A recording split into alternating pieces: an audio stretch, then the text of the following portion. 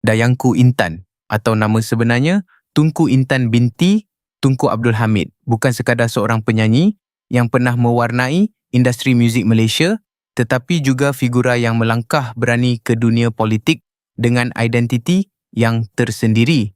Dalam perjalanan hidupnya, ada fasa yang tenang, ada juga detik yang penuh gelombang emosi.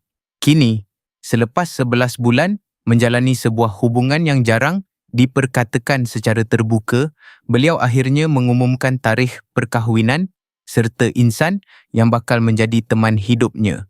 Video ini akan membawa kita menyelami kisah di sebalik keputusan tersebut, perlahan-lahan membuka lapisan perasaan, harapan dan makna sebenar sebuah permulaan baru. Pengumuman itu tidak datang dengan gemuruh, tidak juga dengan gaya sensasi yang sering mengiringi berita peribadi seorang figura awam. Sebaliknya, ia muncul dalam suasana yang tenang, hampir seperti sebuah pengakuan yang sudah lama dipendam.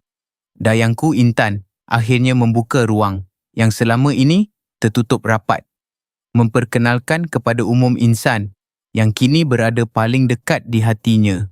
Nama itu disebut dengan sederhana, namun cukup untuk mengubah arah perbualan yang selama ini hanya dipenuhi teka-teki. Dia adalah Nur Syuhada binti Rosli, 28 tahun. Sejak detik itu, perhatian mulai tertumpu kepada sosok yang sebelum ini hampir tidak pernah muncul dalam naratif kehidupan Dayangku Intan.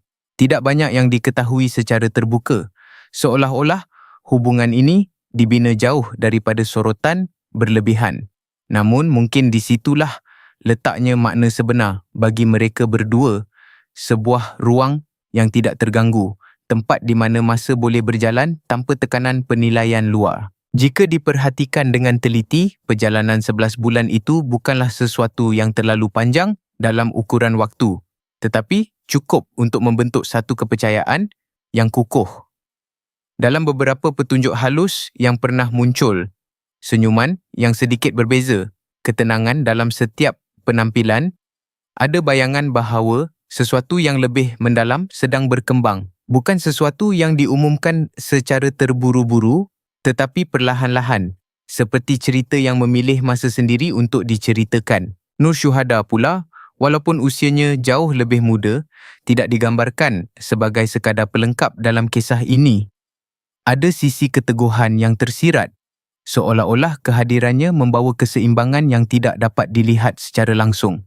Dalam beberapa perkongsian ringkas, cara Dayangku Intan menyebut namanya tidak berlebihan, tetapi cukup untuk menunjukkan rasa hormat dan kepercayaan yang jarang diperlihatkan di hadapan umum. Hubungan ini, jika dilihat dari luar, mungkin menimbulkan pelbagai reaksi. Namun bagi mereka yang mengikuti perjalanan hidup Dayangku Intan sejak dahulu, keputusan ini terasa seperti satu kesinambungan, bukan perubahan mendadak, tetapi hasil daripada proses panjang memahami diri sendiri. Ada kemungkinan bahawa pilihan untuk berkongsi sekarang adalah kerana beliau sudah sampai pada satu titik di mana ketenangan peribadi menjadi lebih penting daripada persepsi orang ramai. Menariknya, tidak ada percubaan untuk membentuk naratif yang dramatik.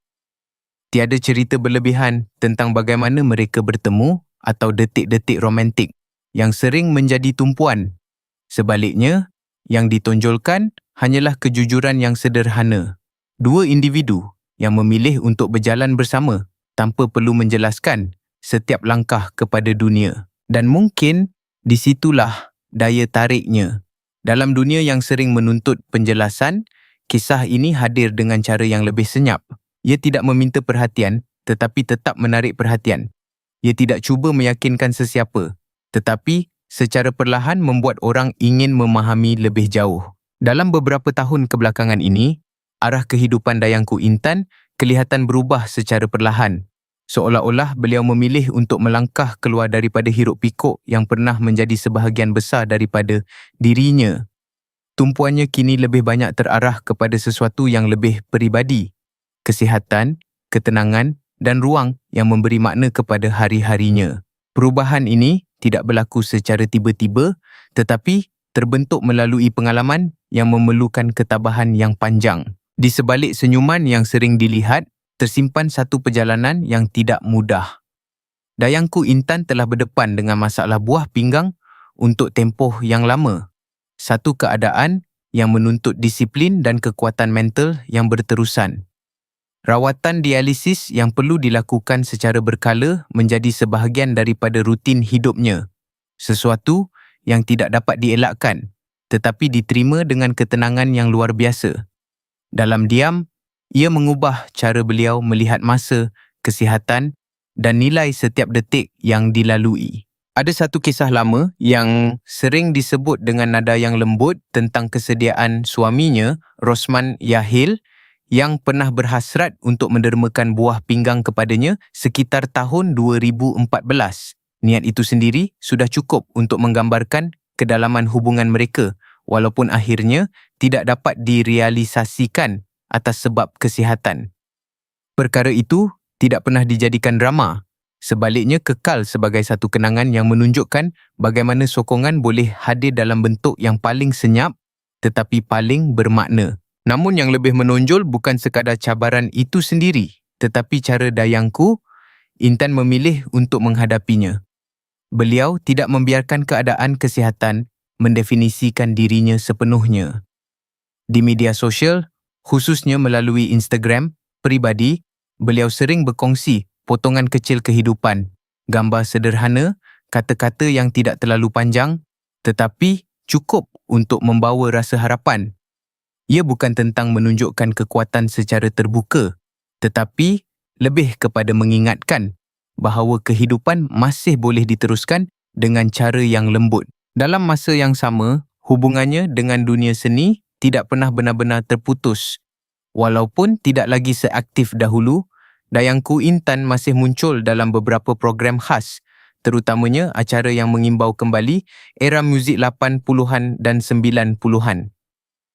Setiap kemunculan itu terasa seperti satu sambungan kepada masa lalu, namun dengan aura yang berbeza, lebih tenang, lebih matang dan mungkin lebih jujur terhadap dirinya sendiri.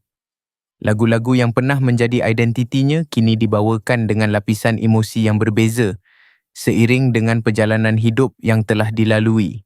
Di luar pentas, beliau juga memberi perhatian kepada aktiviti kemasyarakatan, khususnya yang berkaitan dengan kesihatan.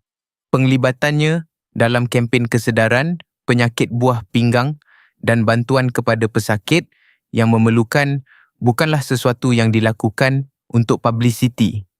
Ia hadir daripada pengalaman peribadi yang membentuk empati, satu pemahaman yang hanya boleh datang apabila seseorang benar-benar melalui situasi tersebut. Di rumah, kehidupannya bergerak dalam ritma yang lebih perlahan.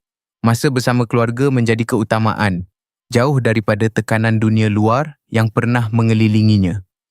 Ada ketenangan dalam rutin harian, dalam detik-detik kecil yang mungkin tidak pernah diberi perhatian sebelum ini.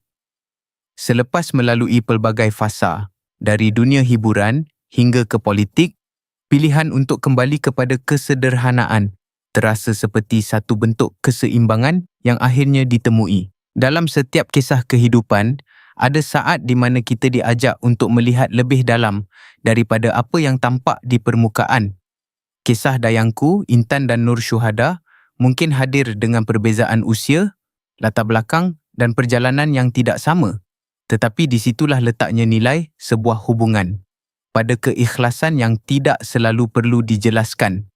Mungkin tidak semua orang akan segera memahami, namun kadang-kadang yang paling penting bukanlah penilaian, tetapi kemampuan untuk menghargai pilihan hidup seseorang dengan hati yang terbuka. Apa yang mereka bina hari ini bukan sekadar sebuah pengumuman, tetapi satu langkah berani untuk memulakan lembaran baru. Selepas segala yang telah dilalui, cabaran kesihatan, perjalanan panjang dalam dunia seni dan fasa kehidupan yang penuh perubahan, keputusan ini terasa seperti satu bentuk harapan yang masih menyala dengan tenang.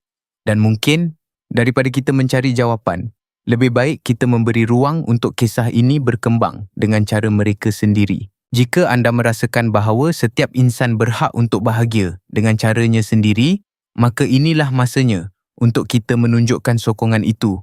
Tinggalkan kata-kata yang baik, doa yang tulus dan harapan yang sederhana agar perjalanan mereka dipenuhi ketenangan. Dan jika kisah seperti ini menyentuh hati anda, jangan lupa untuk like, share dan subscribe agar lebih banyak cerita yang jujur dan penuh makna dapat kita kongsikan bersama.